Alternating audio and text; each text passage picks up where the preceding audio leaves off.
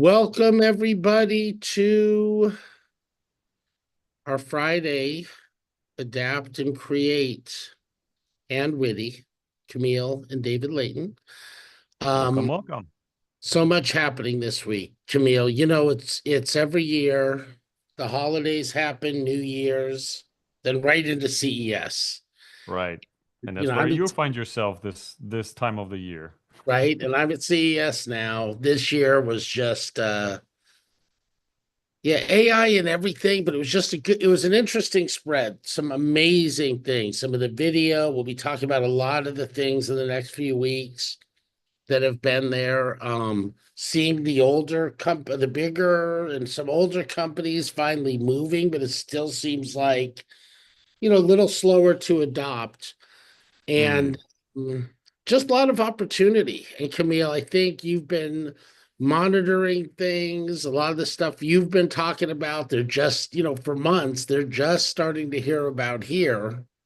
So I'd love right. to hear what you've Yeah, I seen. mean, this is one of and you know that too. It's like one of the biggest challenges to kind of get yourself out of the bubble and really try to understand what people are curious about and where they're at in their journey to learn about the possibilities of AI. And so that's some of the stuff that I've been trying to wrangle myself this week as well. Right. And a couple things. So one thing I saw was your post. Somebody might have commented, or maybe you added a link about how someone saved their life with AI. Um, Yeah, this was a Recap while that ago. post, will you? Yeah, yes, because I think that's just such great information. Right. I mean, it was a while ago. It was actually my viral post that went somewhat viral on LinkedIn. It's got like 1.2 million views now, and it's essentially talking about ChatGPT indirectly saving somebody's life or preventing a heart attack. Short story, it was a developer that was coding at night, and he had some sort of like, I think, hard breathing or something like that.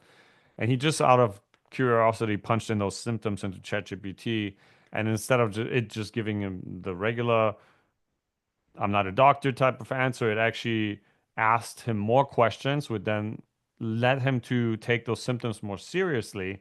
And then he went to the doctors based on that. Otherwise, he might have just brushed it off. And the interesting part is that, the doctors told him that, hey, if you would have been here an hour later, we would have had a very different conversation. So it's good that you came and took it seriously.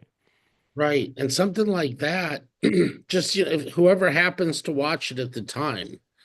I think we spoke about last week or the last couple weeks just how, and you and I are both very active with our AI think tanks and speaking to just have so many people in our community that really stay on top of this stuff. But then if we look outside of our bubble, uh, Hello. Yeah, I got you back. am I back? Okay, I'm at the Yep, hotel. I'm back. I'm at the hotel. The internet's not as great. But just what I was saying was just with all the think tanks and things we do every week and people that are really staying on top of this stuff, kind of you say, oh, people must know about this. But then we look outside of our bubble and there's people kind of just hearing about things. And those are who we want to reach, right? Hmm.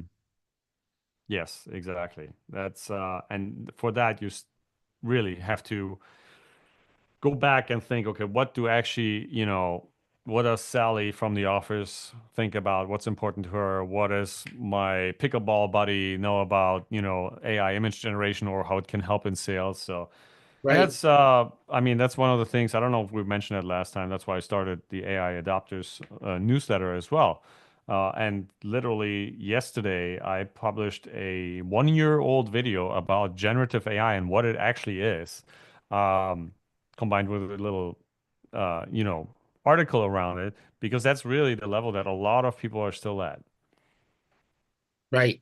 And I love that, Camille. And I think that this is, and as I was just talking to people at different booths, oh, your salesperson, I'd ask him about AI. Well, he's getting into the features of the product. I said, no, are you provided content or just some training on how you could leverage AI for what you're doing to be more effective at your job? must have been 95, 99% no. Hmm. Had my Gamma hoodie on for a good, for a couple days of the show. No one knew what Gamma was. Meanwhile, Really yes, interesting. it did not get recognized once. Huh. Maybe one person had heard of it. When this Yeah. is a tool I use every day. So I think, and especially I think just this year, and we're going to talk about this and we'll let everybody know as we evolve it. People now, I think they're getting that they have to get on board. Now it looks so overwhelming because there's so many things. You do Right. not have to know everything, right? I think we should have a session called Three Tools, Camille. Let's just teach people three tools. Yeah. If you can get 5 extra hours in your week, because you've been streamlining things or using AI, I think that's really valuable. We can Yeah. kind of step people in, No, for sure. And then also, it's not about only the tools, it's also the mindset, you know. right? It's about really starting small, then think big, right? Basically begin with one specific area where AI could actually augment your team's capabilities or your capabilities. Then spend a little bit of time in terms of prompt engineering, or thinking about how to communicate with those natural language models. And other than that, create some sort of feedback loop system, meaning look at what worked, what didn't work, try to record maybe good prompts, maybe create a project file here and there, maybe work with other team members and have regular, coffee talks about what worked, what didn't. And that's how you get going. Totally. And right, and it's just keeping up with it. I know a lot of the learnings in the past have been, oh, let's watch a video, let's go through a LinkedIn course or Coursera or something like that. Yeah, I think with these, really to be open-minded and participate in communities where they'll just keep you updated on the latest and greatest for your particular business case. Yeah. Uh, right. I think yeah, it's been great just to see how people are using these things and how we can help them. And it's Yeah. really just about expanding your life, right? Yeah, it's a cognitive force multiplier, as I call it. So it allows you to just be more if you use it right. By the way, I had a quick question for you on the topic of CES. Do you see any difference in terms of attitude from people or companies, how they approach AI, how they see AI? Is it still a hype in that crowd, or are they kind of over it? What do you see on the ground there?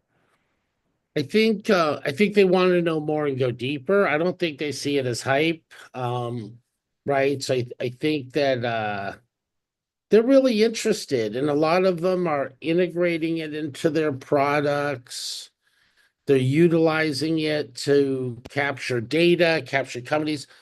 They're capturing so much data now. I think they're getting like they have to use AI to be able to just leverage the data that they're collecting, right? There's so much Mm. data out there that goes underutilized. So that's where saw a lot of the conversations this week, just about how they can take data from the show and things they're doing to move their products forward in the future, capture customers, increase companies. There's one company we met with, Perfect Corp. They do a lot in the beauty and fashion areas, and where you can Hmm. try on, you can kind of do a scan of your face, what types of moisturizers, how old is your skin, Mm. really something like that. It would be like some app that's like a jokey thing. This went Right. deep, and they're really focused on sustainability, microplastics, right? When you see all the Mm. samples, how plastics have been pretty overused, I think that's now getting a lot of attention. We'll see a lot more of that because when you can leverage AI for that, we always hear about, oh, energy and how it's going to deplete the earth of its resources. On the other side, I think there's a lot it can do in areas like fashion and beauty to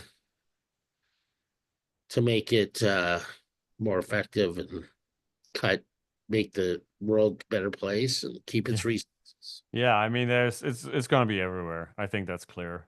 Yeah, So I'm here for it. We'll see where exactly. it goes. Yep. Before we wrap, anything you want to show for this week or anything that came up? I Well, know. I'm about to publish something that I wanted to show you here real quick. Hold on, where is it? No, I can't Well, find they'll it. see it here first, Camille. I love it. Yes, of course.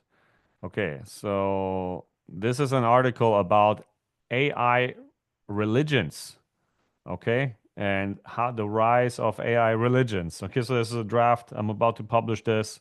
I will add a spiritual song and a little story to this as well. So Friday we're taking it a little bit more easy and simple, right? A little bit adjacent things from what we else do here in AI Adopters, which is helping your career grow through AI. And so I basically go through the whole thing.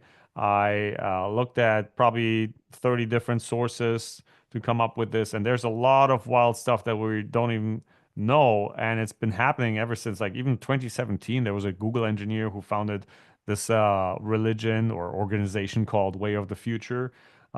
Super interesting stuff. And yeah, we'll just go through it. I have the full report in the article as well, and it's free. This one is for everybody to check it out if they want to. And then also, what does that mean for business?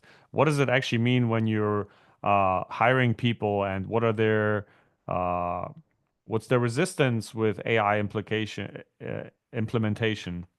What's what are the hidden beliefs, maybe, right? So interesting stuff. A little bit on the edge, I guess, what I usually cover, but it's definitely worth a read, in my opinion. I'm excited to see it.